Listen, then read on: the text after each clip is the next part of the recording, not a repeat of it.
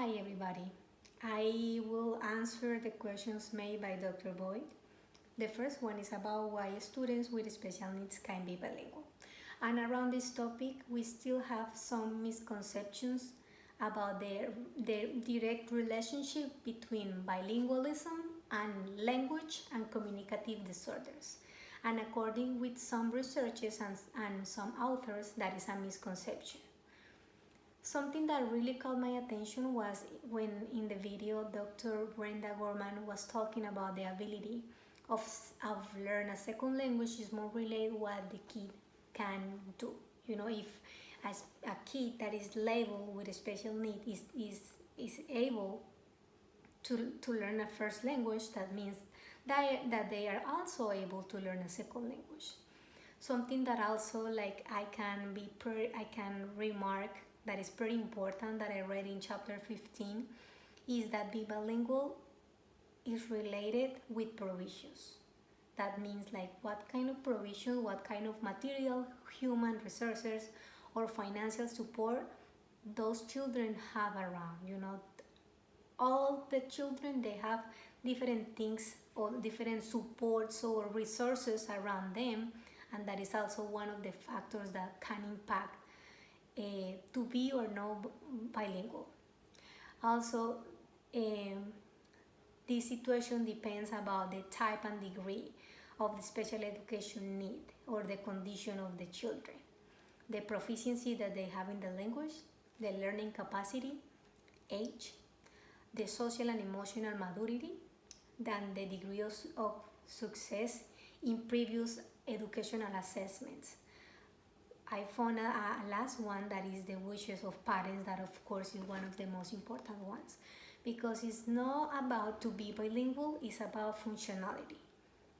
I am working with an autistic kid for more than 4 years, and his parents are both bilingual. They speak Spanish and English, but they decide only teach him English. So for them, it's more useful, it's more functional to be focused only in one language and just go for it. He's able right now to talk, but before he was using more a device. He's still using a device, and he's gonna use a device like for all his life. But right now he's able to say more words. So for their personal reasons, they choose to teach in only one language. About the second question, that what are the most common disabilities that children have? Well, the study shows several type of disabilities, like orthopedic and hearing impairments, autism, delay in developmental issues, and the most common one is learning disabilities.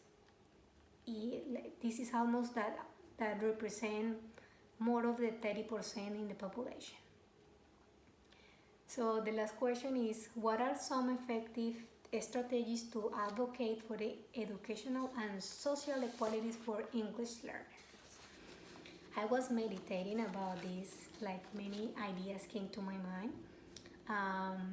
Chapter 15 was awesome about that. I can remember that the author was saying that a student needs to be tested in an unbiased way, and that is so important. Like us, like teachers, we need to be able to identify what kind of proficiency children have, and according to that proficiency that they have, they can have like a really fair assessment. That assessment can be including quantitative issues and also qualitative issues. That is something that gotta be according with each child necessity or each child's possibility to answer in that assessment.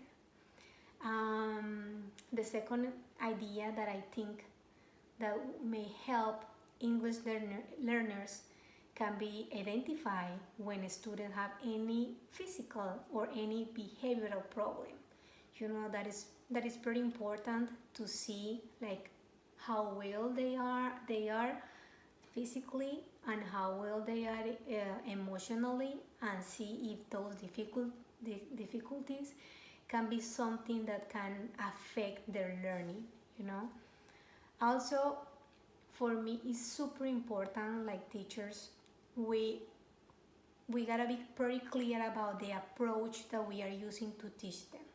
It's not only about create a lesson class or just hundred of activities that doesn't have connection between each other.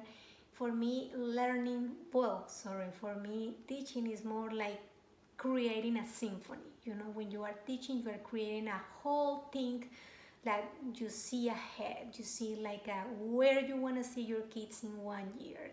So for me, have clear in your mind what kind of perspective teachers or me like teacher I am using when I am teaching is super important.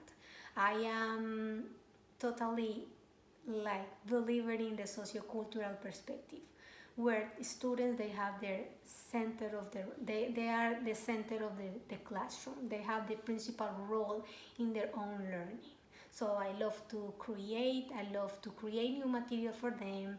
I love to ask them open questions that I can see what they are thinking, you know, like I can see maybe if they are thinking something that is not right, at least I know where they are and what they need to approach or to get the knowledge that we are learning about. So yeah, those were the points that I thought about this last question. Thank you.